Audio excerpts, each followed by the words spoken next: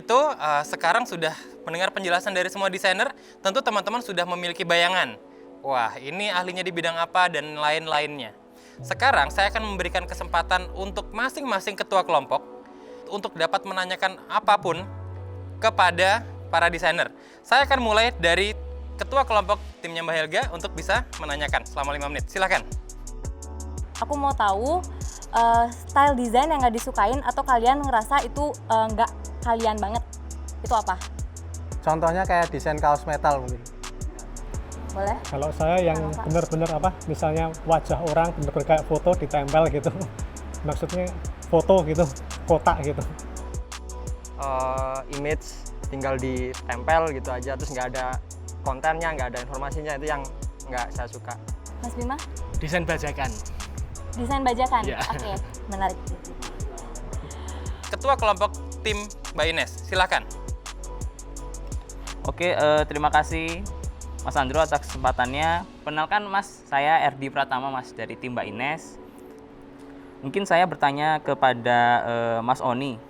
Mas, kalau boleh dicontohkan nggak Mas, clothing tadi kalau nggak salah Mas bilang clothing terkait traveling ya. Itu seperti apa Mas? Konten traveling segala macam yang berbau traveling sih, tapi lebih kepada transportasi. Kebetulan saya memakai produk saya sendiri. Boleh lihat Mas? Ini Oh siap. ini mempresentasikan bahwa di Indonesia ini ada sekarang salah satu tol terpanjang yaitu Trans Jawa. Nah, di sini ada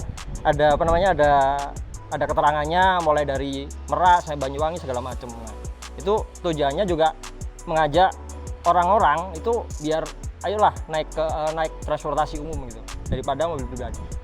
Terima kasih ketua kelompok dari tim Mbak Ines. Kepada ketua kelompok dari tim Handoko, saya persilakan. Halo, selamat siang semuanya. Saya Lydia dari tim Pak Handoko. Brand saya itu Ladam Invanilla.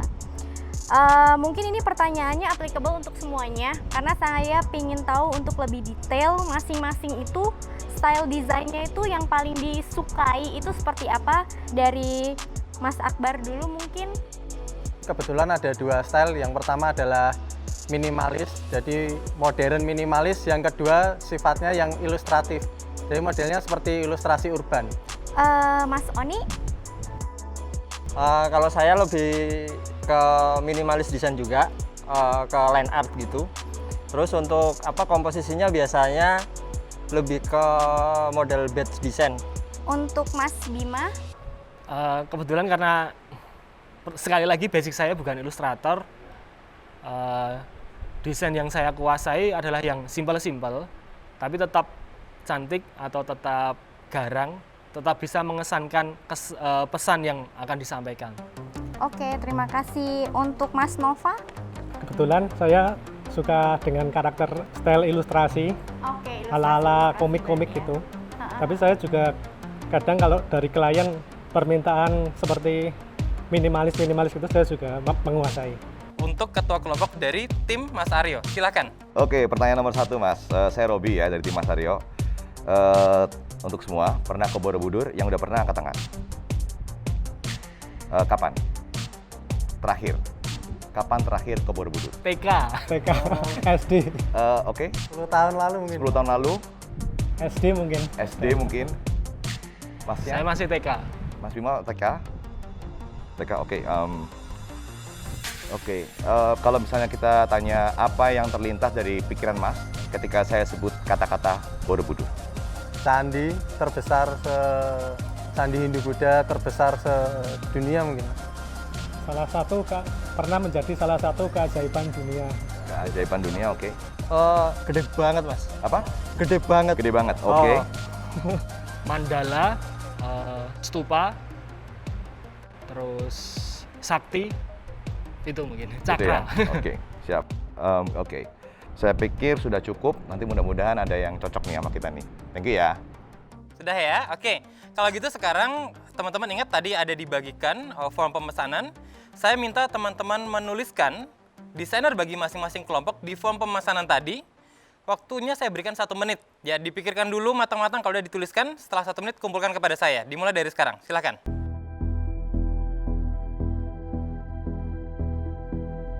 ada 4 orang ya tadi yang disediain yang harus kita pilih, Terus kalau dari aku sendiri, desain itu kan relatif, tapi gimana kita caranya itu menjadi objektif kayak gitu sih.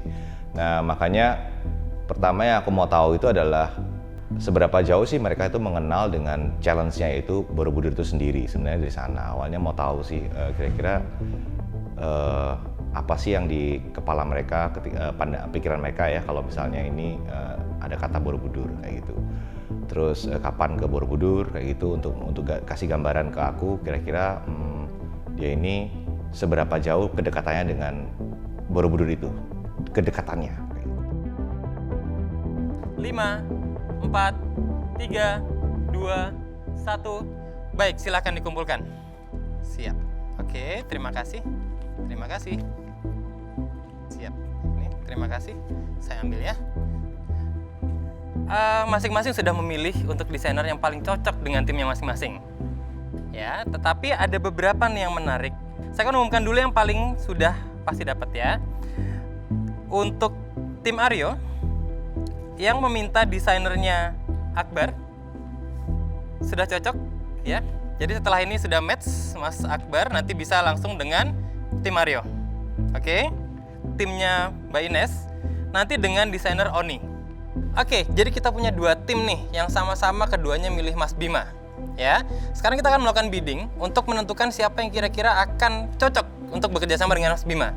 Untuk itu, saya mempersilahkan ada 2 tim nih, ada Mbak Helga dengan timnya Mas Handoko untuk mengajukan penawaran kepada Mas Bima. Kira-kira harga yang cocok berapa? Silahkan, siapa yang berani duluan?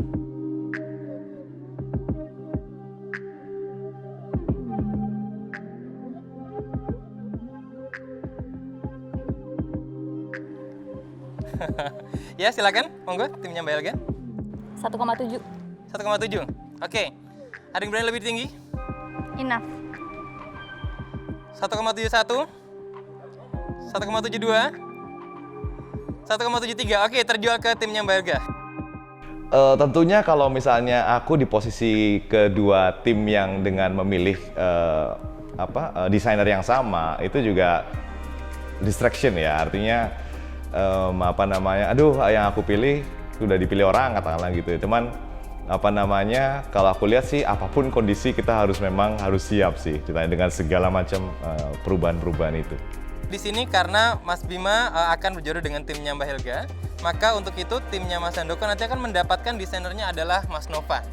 Tim yang harus kami antisipasi, harus diakui tim Helga karena ini sudah proven, mereka udah menang 2 kali gitu pasti. Selain kita lihat juga tim mereka juga solid, secara pendalaman materi mungkin jauh lebih deep daripada kita. Nah ini yang kita harus improve.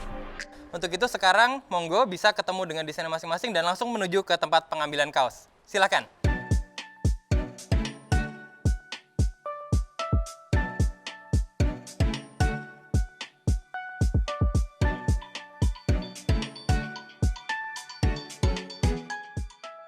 Itu kita saling pitch ya, yaitu dari desainernya pitching ke kita apa keahliannya, dan dari kita bisa bertanya sepuas kita dalam waktu 5 menit.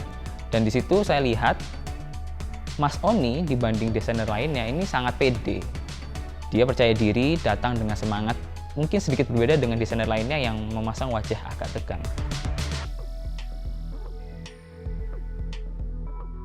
Ya, aku rasa setelah aku pilih sih karakternya sangat baik orangnya ditanya, dan kooperasinya juga sangat baik.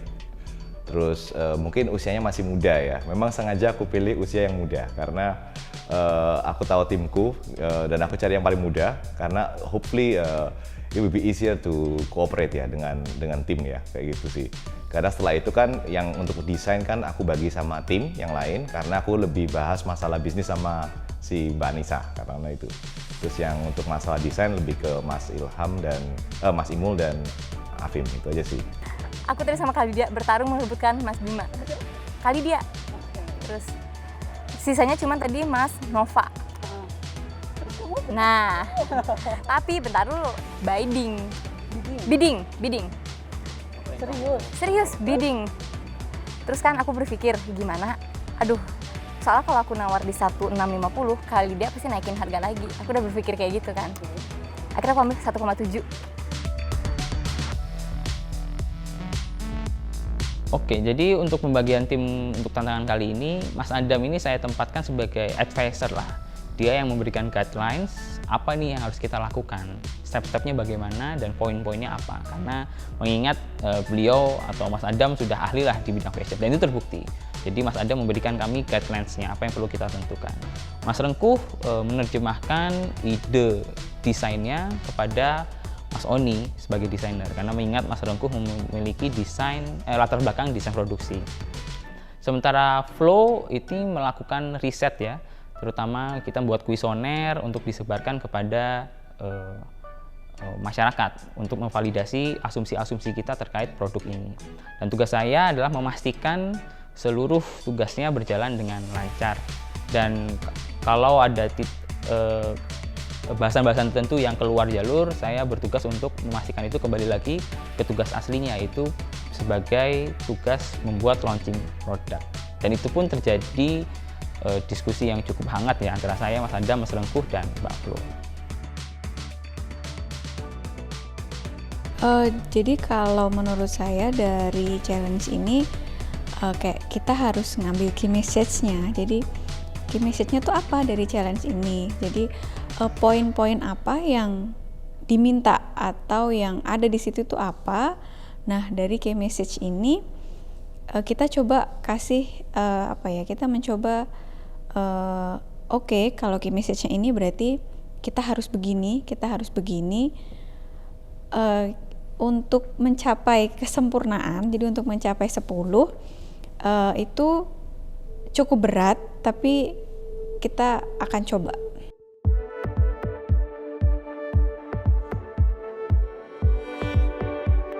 Ketika awal kan untuk launching desain seperti itu kan harus banyak yang dipikirkan, mulai dari perusahaannya, trend marketnya, customernya, tujuannya apa, yang kayak gitu-gitu. Dan untuk keluaran desain ini kita harus tahu apa aja yang dibutuhkan, itu mungkin pertama.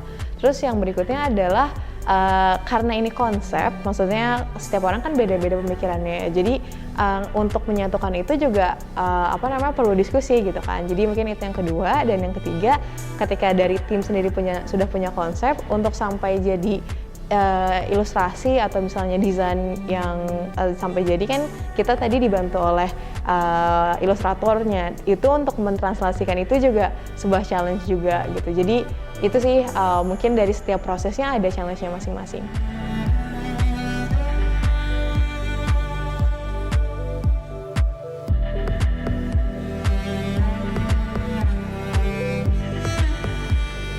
Masih ngantri ya Mas ya?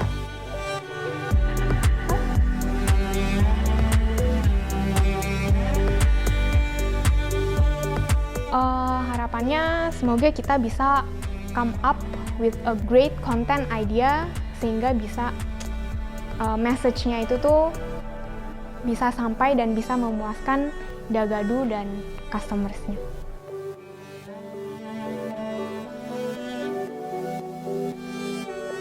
Tadi sempat ada kendala, waktunya ternyata sudah habis. Padahal waktu itu aku sih ngitungnya harusnya 45 menit itu mencukupi.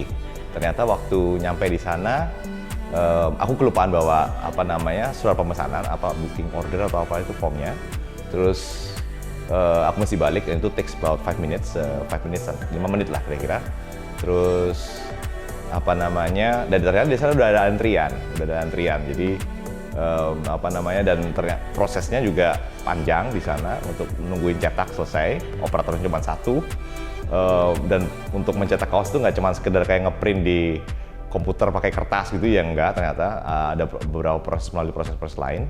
Mudah-mudahan nanti harapannya sih kaosnya bisa jadi dan itu bisa dipresentasikan ke dewan juri.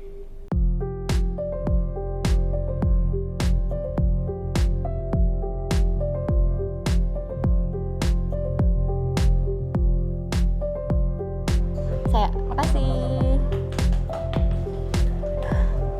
Beres.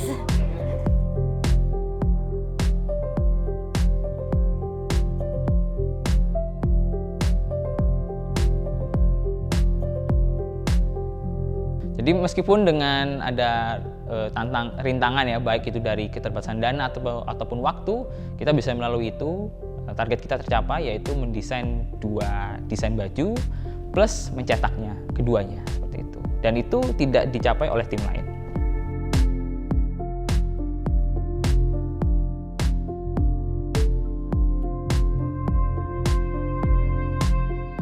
Oke, pasti aku yakin masih banyak nih pengalaman-pengalaman yang lebih seru lagi dari teman-teman yang lainnya. Cuma simpen dulu, karena besok masih banyak pengalaman-pengalaman seru yang akan kita dapatkan.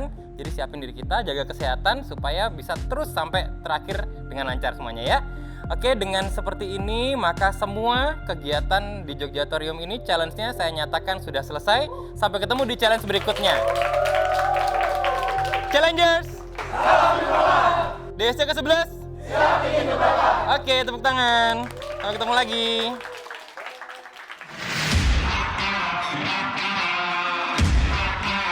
Teman-teman bisa lihat bahwa ini adalah Candi Borobudur. Adalah tempat pariwisata yang setiap tahunnya pasti ramai sekali dikunjungi orang. Namun memang tahun ini pengecualian. Proyek inilah yang nanti akan kita bersama membantu untuk mengembangkan lagi potensi pariwisatanya agar dapat ramai kembali seperti sedia kala.